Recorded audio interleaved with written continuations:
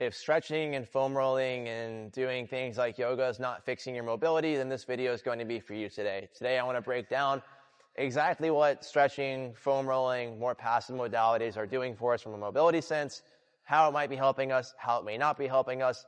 And I also want to get into some other ways that we should be looking at our mobility and our stability, how we can more effectively train for longer lasting, better movement. So that sounds like something you need help with. Stick around, hop into it right now.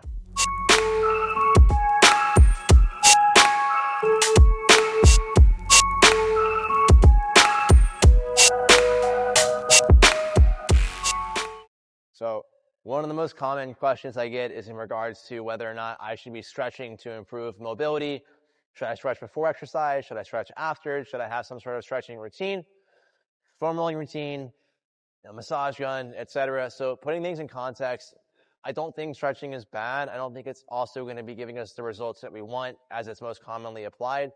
Looking at what exactly it's doing, we're looking at mechanoreceptors, so things like the Golgi tendon organ, muscle spindles, a bunch of other big words I'm not even going to try to act like I fully understand. But what we're doing is we're getting some sort of peripheral feedback from a modality that we're applying to affect these feedback mechanisms that are basically going to tell our nervous system to relax, right? So if I want to stretch before I train or foam roll before I train, or if I'm as tight on a given day, I'm going to feel really good in the moment because I'm sending a signal for my muscles or for my body to generally relax. So as a tool, this is going to be really good for actually helping us get into better ranges of motion in our training. So if we add these into our warm-up, we can effectively use them to access better ranges that we can't access before walking into training, so that we can then reinforce them with a better movement pattern and some component of load. So we need to actually be able to load positions too, right? Mobility and flexibility are not going to be the same thing. So before I go on a tangent there, understand what exactly we're using these things for. Is it going to give us a long-term adaptation? Unless we're stretching for tens of minutes a day,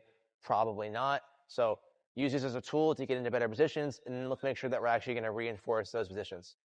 Now, there's almost a greater meta question of what is tightness? Is it actually a muscle that needs to be stretched? What's causing this? How do we fix it? There's a lot of factors we could get into here, but for example, tightness is going to be a perception. We can have a pelvis that's anteriorly tilted. We perceive tight hamstrings, even though the hamstrings are already lengthened, right? We're feeling tight because they're already lengthened. So the length is being perceived as tight.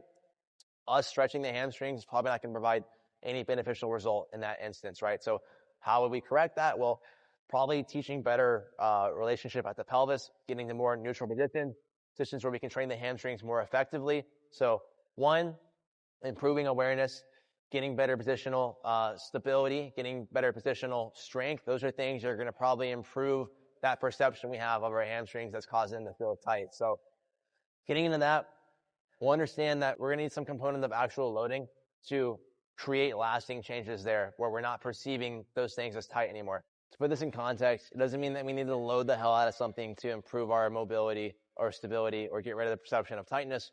We do need to understand a muscle needs to change orientation. We understand why it won't change orientation and how we can better improve our ability to change orientation of the muscle. We want to use stretching or foam rolling as a means of improving that in the short term so that we can then load it, get into better positions in the gym.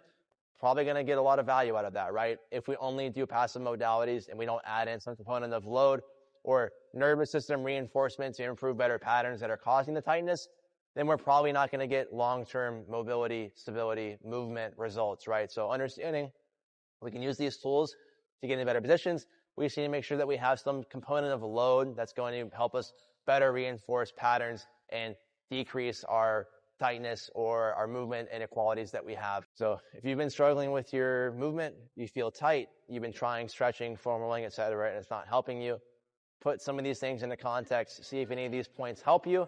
If you have any more questions, click the link in bio. I'm always happy to help out.